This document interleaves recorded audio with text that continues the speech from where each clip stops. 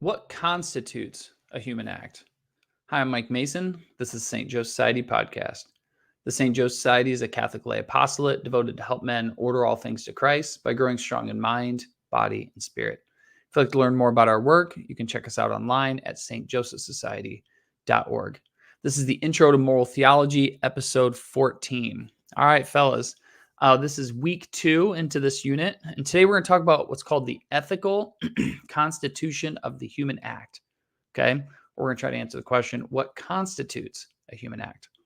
Now, last week we discussed the fact that our last end, right, the goal, heaven, eternity, depends upon the choices we make in this life. And we say that's true because God's wisdom demands it and human dignity demands it. We also talked about the fact that there was a distinction between a human act and an act of a human. Now, we're going to pick up where we left off last week with that distinction, which I'll rehash here in a minute. And then we're going to discuss what constitutes a human act as an ethical one. Okay, what goes into it. This is not overly difficult to understand. When you get in the nitty gritty of the details, it can get a little bit challenging. But for our purposes, kind of what we're going to cover for it in this episode, you should be able to wrap your mind around this. And then it's going to kind of be a skeleton key to unlock a bunch of really cool stuff over the next couple months. Okay. So really important stuff. All right. So last week we talked about the difference between a human act and an act of a human. Now, an act of a human is an involuntary action that a human does. Involuntary just means not choosing. So not voluntary choosing. A not is something we don't choose. So when you sneeze, you don't choose to sneeze. You might choose kind of where you put your head, kind of maybe you have some control of the violence of it, but when you're going to sneeze, you're going to sneeze. That the acts of humans are things like snoring, sleepwalking, stuff like that. These are not things that we deliberate. We don't think about them and we don't choose them. Okay. Human acts are the substance of the moral life. This is what the moral life is. So when you're doing ethics, moral philosophy, and moral theology, as when we did the introduction a few months ago, we said what ethics studies is human acts. Okay. A human act is one done with deliberation, with the intellect and the will. It's when you think about what you're going to do and then you freely choose it. Okay. Which brings us to the topic this week. The ethical constitution of the human act, okay, has two basic qualities, all right? Knowledge and freedom. Knowledge and freedom. So if a human act is an act done out of deliberation, when you think, and a human act proceeds from what makes us unique, namely our intellects and wills, then what the ethical constitution of a human act flows from this very truth, okay? So let's look at knowledge first, okay? Our conduct or human choices springs from a motive and is directed to an end, okay? So when we make choices, the things we do, we have a motive to do them and we order them towards some end, either proximate end, which is close to us, or a ultimate end, which is distant to us, okay? Now, the will is a blind faculty. What the will wants is what is good as such, okay? So the will is attracted to what is good and desirable, all right? It's a faculty of striving. So the will you can kind of think of it like a motor. It's a striving faculty. The will it's just searching for good, okay? But it's not a knowing faculty. And the will cannot go anywhere unless the intellect presents good things before it. So the will, and you think of it this way, the will is kind of like a motor with no eyes. It needs the intellect to say, there's something good. There's something good. Now, as we'll see in future podcasts, the intellect and will can influence each other. Now, ideally, the intellect runs the show and the will follows what the intellect thinks. But the will can also influence the intellect. And that's something we'll get into in the future when we're trying to figure out, the problems that pop up when you're trying to make good choices.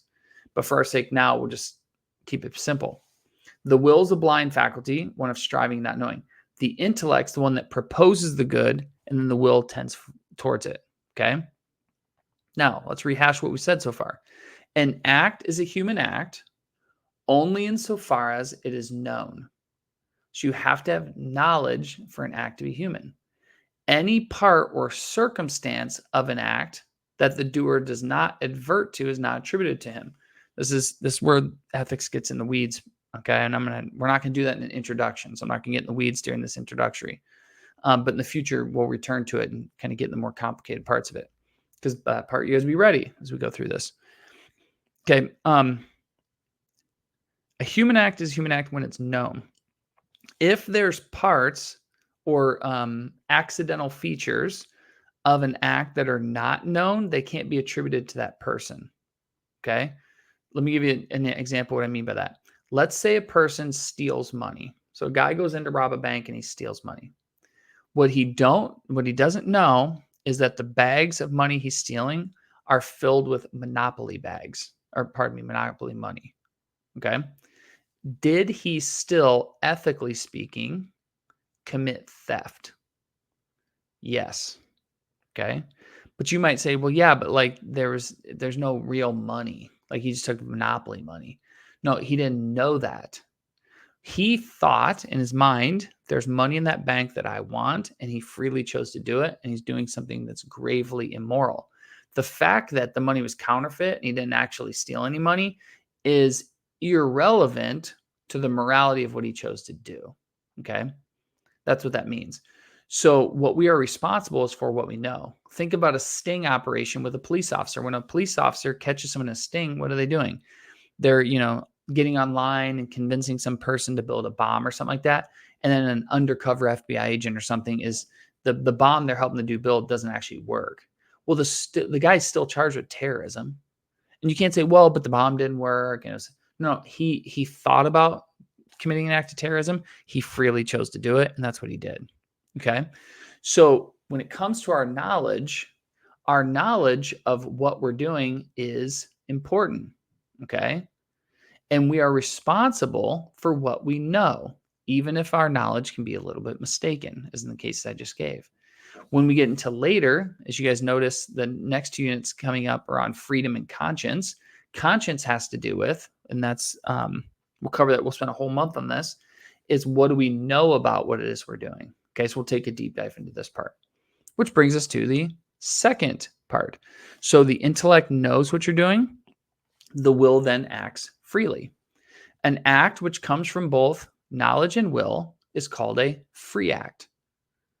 A free act is a willed act, one that is neither forced on a person from without nor arises spontaneously from within. So a free act is one that a person chooses to do. If someone forces you to do something, that's not a free act. If something arises spontaneously inside of you, that's also not free. So sometimes people will have spontaneous responses to some sort of stimuli, and then they'll react in a certain way without thinking. We are not morally responsible for those sort of things. Those voluntary reactions, not morally responsible. Okay. Now again, it's not gray area, but we're gonna have to unpack this more to kind of understand. It gets more complicated as you look at more details. But really, that's what a free act is. It's when your intellect sees something and your will chooses it. All right. Listen to this quote by Aristotle. Since that which is done under compulsion or by reasoning of ignorance is involuntary, the voluntary would seem to be that of which the moving principle is the agent himself, he being aware of the particular circumstances of the action. Okay. So compulsions, when someone forces you to do something, that would be an involuntary act. If you do something out of ignorance, and I'll qualify this more in the future, but if you do something out of ignorance, that's also involuntary. Okay. A voluntary act has to be, this is one you're actually choosing. This is a free act. It has to be chosen by you. Okay. That's the idea. St. Thomas Aquinas says this: it is of the nature of a voluntary act, or free. He's using voluntary. We're saying free. It's the nature of a free act that its principle be within the agent, together with some knowledge of the end. So notice, what is a free act? It's when you choose something to do that is ordered to some end. And whenever we use the term agent here, guys, agent just means the person doing an activity. A patient's the one that receives it. Anyways, forgot to qualify that before. Okay, so let's kind of review here. It's going to be a little bit shorter than our usual podcast, but that's okay. let's review here. What in the world is conduct? Okay. Whether or not we attain eternal life, where we not get to the goal of heaven and become perfectly happy, is based upon our choices. Okay. Our choices, the ones we're interested in, are what are called human acts. Human acts are acts that are consciously controlled, okay, and deliberately willed. So a human act is one where you think about it and you freely choose to do it. Human acts have two basic qualities, the first of which is knowledge. Knowledge identifies ends, like this is what I want to do, and means how to get there. That's one quality of a human act. The second quality of a human act is freedom, because freedom means that the act is really willed and that proceeds from the will with a knowledge of the end. Okay. Freedom gives us, what it means is we have the choice to do this or do that. That's the idea. Okay. Guys, these are both really, really important. And in fact, they're so important that the next 2 units, we're going to do one on conscience, which is our knowledge of right and wrong. And we're going to do one on freedom, because there are things that inhibit our freedom. There's activities we do that give us more freedom and some that take it away. And we need to get a deep dive on that. But I think that's enough for one day. A little bit shorter than usual, which is all right. So we're going to wrap it up there. What we're going to turn our attention to next month is, next week is the steps of the human act. We're actually going to break down the process of making choices. And that's going to help us identify, one, when we go right, how to stay on the right path. And sometimes we make not so good of choices, how to correct them. So I hope you guys have a blessed week, and I look forward to seeing you next time. God bless.